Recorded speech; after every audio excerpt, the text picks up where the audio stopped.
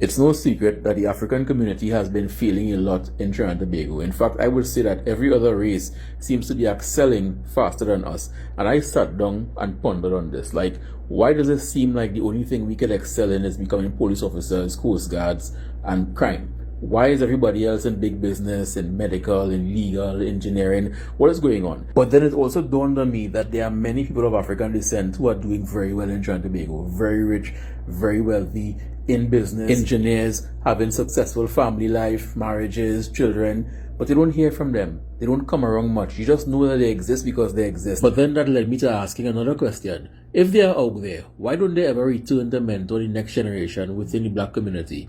Why is it they try so hard and they try their utmost best to distance themselves from other black people? And the answer I got to that question led me to realize that I am also a part of the problem in the African community. And it led me to realize that I might most likely come to the end of my lifespan on earth without ever being a solution to this problem. And here is why. Example for context. This is Fatima College, a very well-known and prestigious college in the west of Trinidad and Tobago. Every student that goes here won't turn out to be a rich, successful person, black, red, Syrian, Chinese, Indian, or otherwise. But ever so often, a few will make it and become very successful. And those few that make it oftentimes come back after the fact and help out the school with charity donations, 2 or 3 AC units, they may donate some paint, they may have a bake sale for the school, something, or it could be something as simple as donating their time, coming and giving a speech. So children who are currently there can see somebody who was there 30 years ago, now successful. These things help the school move forward.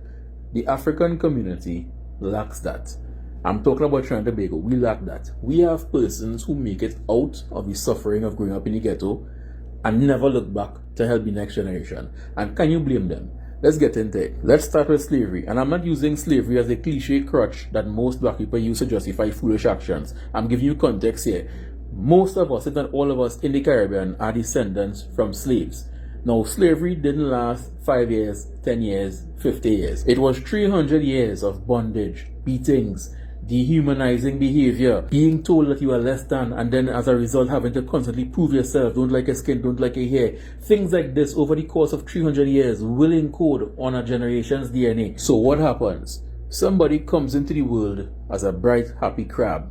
You are thinking to yourself you're going to become a doctor, a lawyer, a pilot, something. Break free from the crabs in the barrel mentality. But you didn't know that you were born into 300 years of bad encoding. So you try to jump out the barrel, and then you get pulled back. And you're getting pulled back not from any other race. You're getting pulled back from persons who look like you. People who you grew up around. People in your community who you call your friends, your home, or your family. But here we go on. Sometimes somebody breaks free from the manipulation. Now this person, he or she, doesn't break free totally. They don't become a millionaire. They just break free long enough to know that, hey, this is not the way to live, you know. You don't have to live with trash around your house. You don't have to curse everybody. You don't have to be belligerent and ignorant and acting like you're the biggest, baddest thing. When you're playing music in your house, you don't have to play music for the entire community. You can play for yourself alone. It makes no sense making $4,500 a month and going to the club and buying bottles. You don't need that Jordans on your foot. No, these things they learn by watching the mistakes of others. This person or persons have a child, son or daughter. And despite all the bad influences in the community that they live in, they are trading this son or daughter what they picked up on in their lifespan. And then something strange happens, an anomaly happens. Somebody makes it out to the ghetto. They grew up pronouncing their THs. They grew up understanding the importance of living harmoniously and educating themselves and not being belligerent. And then one day they decide, you know something? I'm going to move myself and my mother or father out of the hood.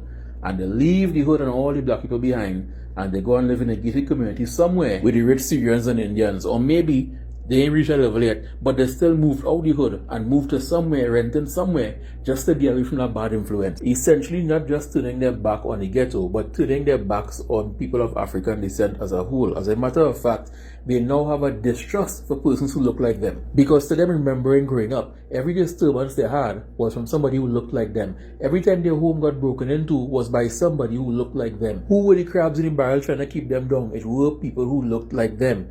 So now that they're in a position to distance themselves from that community, and as a result, the mentorship that people of African descent need, the support that we need, that other races have, Syrians hire Syrians, they give support to Syrian businesses, the same with the Chinese, same with the Indians. But we in the African community do not trust our brothers and sisters. You can try to deny it, you can share a quote, you can say, nah, I have real friends who black and I love them. But do you really trust them though? Some may say it's self-hate. But is it self-hate or just knowing what the ghetto gives?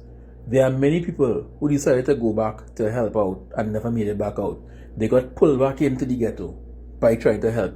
And that's why most people today, even though they are successful or they make it out or they have a different mindset, they look at the African community and say, not my business, not my problem. But I wish for the best. And I can't blame them because I myself don't even want to hang around most of you all.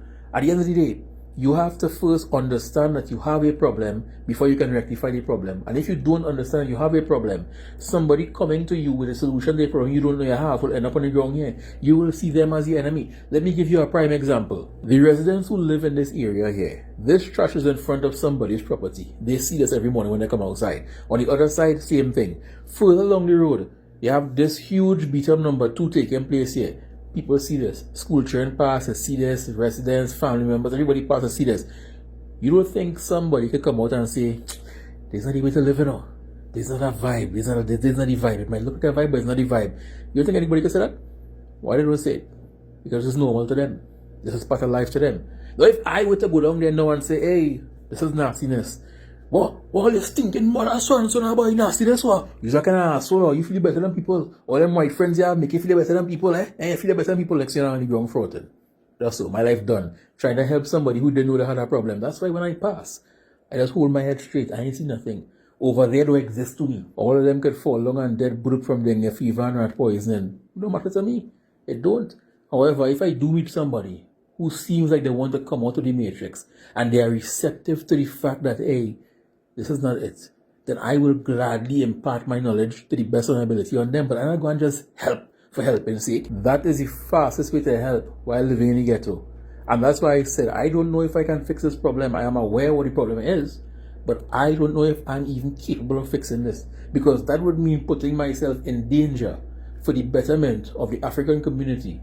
And most of you all simply won't even appreciate it. And I've experienced this in 2015 when I bought my first vehicle from a salesman called Fabian. He was a Southern sales back then. At the time, Kia had just bought the Kia Cerato, the kind of egg-shaped looking one, dual zone climate control, memory seats, reverse camera. And I was inside Master House, so want of a better term, rich Syrian, and he was telling me, you want to afford a car, do this, do that, put aside this, put aside that, don't spend money on this. I listened to him. And then I left Master House and I ran outside to the plantation to the rest of the blocks and I said, hey, all of you could buy a car, but yeah, we could do right. We could do this, we could do that. You know what they tell me? Use a house, nigga. Use a house slave, gone from here now, but you're killing the high. No problem. A year later, I drive on the road, dual zone climate control, memory seats, reverse camera, daytime running lights, and I watch them, man, they're mad as hell. And I'm in the car for the weekend now, boy, long weekend, you don't go no way, man. I carry my girl out. Blank him, enemy. Next one come in, I'm gonna drop to work now, boy. Blank him, enemy. Start making enemies for something that all of us could have had. And then, in the end now, you pass and you hear them saying, by Babylon system must fall. Is Babylon keeping on the ghetto youth? Yeah. Yes, them keeping on the ghetto youth, you know, fight that region like. It's years now, them don't see African people rising now. It's years now. And I pass in there. I have my 9th vehicle. 9th. From since 2015 to now. 9 vehicles I've owned. And in their mind, is the government. If only I vote out Kamala in 2015 and I bring in Rowdy, he will help the ghetto youth. If only I vote out Rowdy in 2025 and I bring in Kamala, she will help the ghetto youth. And then they're watching you now, like, oh, so you're making mad money and they want to come and teach you things. That's why they go back in the hood. And that's why, despite popular belief that all black people are doing in Trinbagonian is thieving and making children, there are many successful, rich black people out there. But we as people of African descent don't hear about them. We don't see them, we don't interact with them because they know better. They know something that I just told you. You can't give somebody a solution to a problem they don't know they have. So as long as we don't realize that we have a problem as a community and as a people, nobody can help us.